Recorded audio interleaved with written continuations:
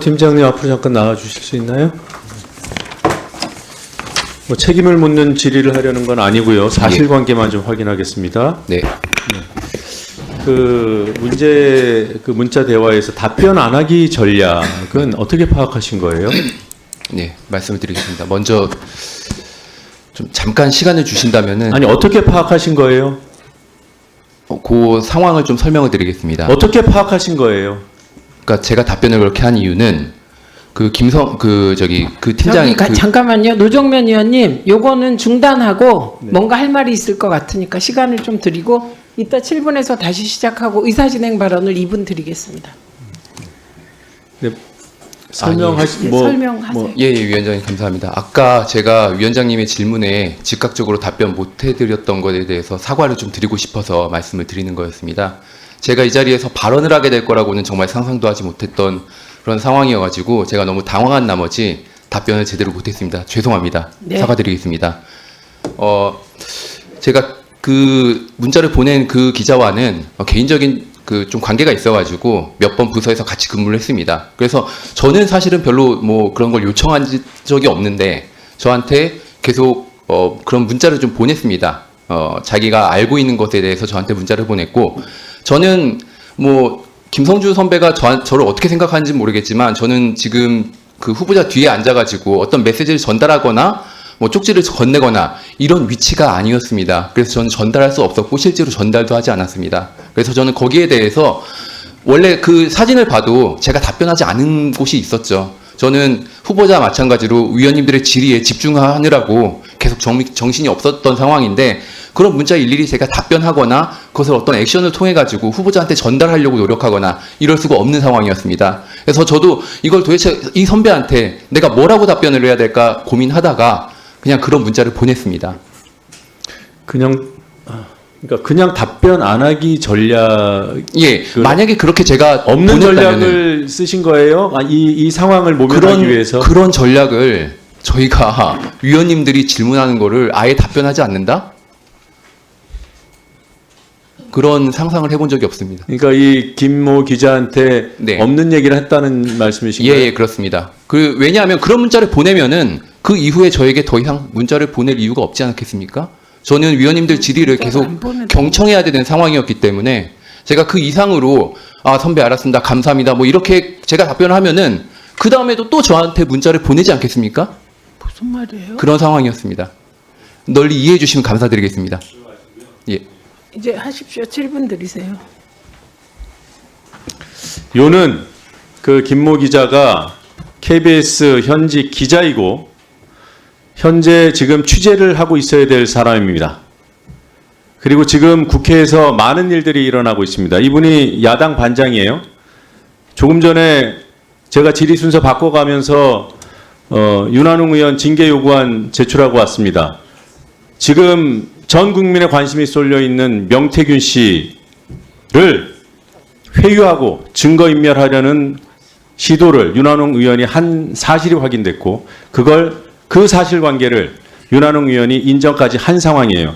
그런 거 취재해야 될 사람이 지금 청문회에 관심을 갖고 있어요? 자, 다른 거 다 떠나서 업무 시간이고 지금 후보자는 KBS 사장도 아니에요, 아직. 어떻게 될지 몰라요. 그리고 구성원들 상당수가 반대하고 있습니다.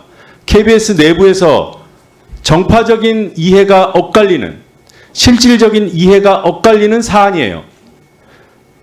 지금 박 후보자가 낙마하면 다른 분이 사장이 될 수 있어요. 그래서 이해의 문제이기도 합니다.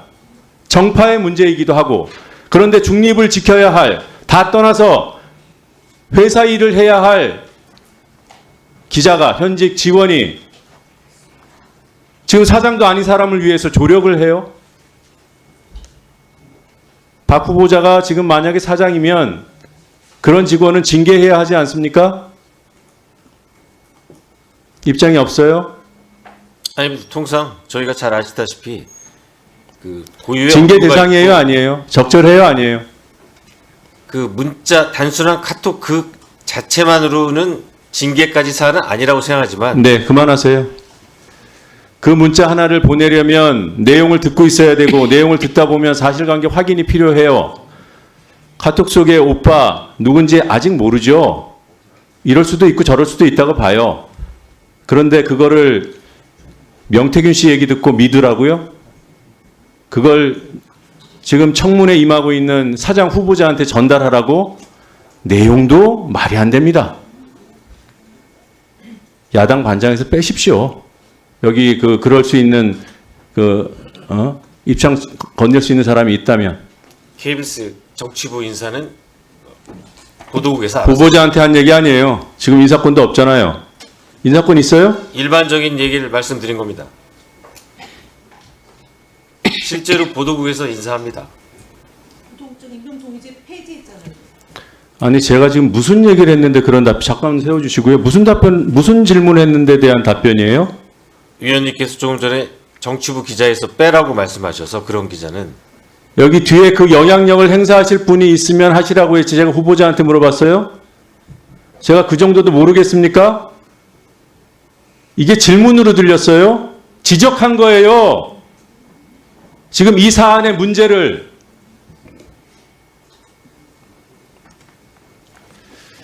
다시 질의하겠습니다. 지난 2월에 파우치 대담, 국민이 첫 번째로 의아해하고 가장 먼저 심각하다고 생각한 문제, PPT 띄워주십시오. 의전과 경호, 명품백을 전달한 사람은 검증되지 않은 사람의 접근, 이것이 어떻게 가능했을까? 자, 왜 그랬을까요? 후보자는 어떤 문제가 있었다고 판단했습니까? 그 당시에?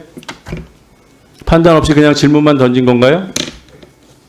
아까도 말씀드렸듯이 최고의 이 보안 속에 지내는 대통령과 그 부인에 대해서 네.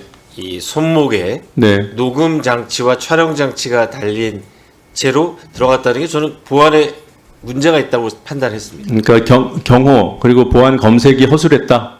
네, 그렇죠. 네, 그 문제가 본질이라고 보신 거죠?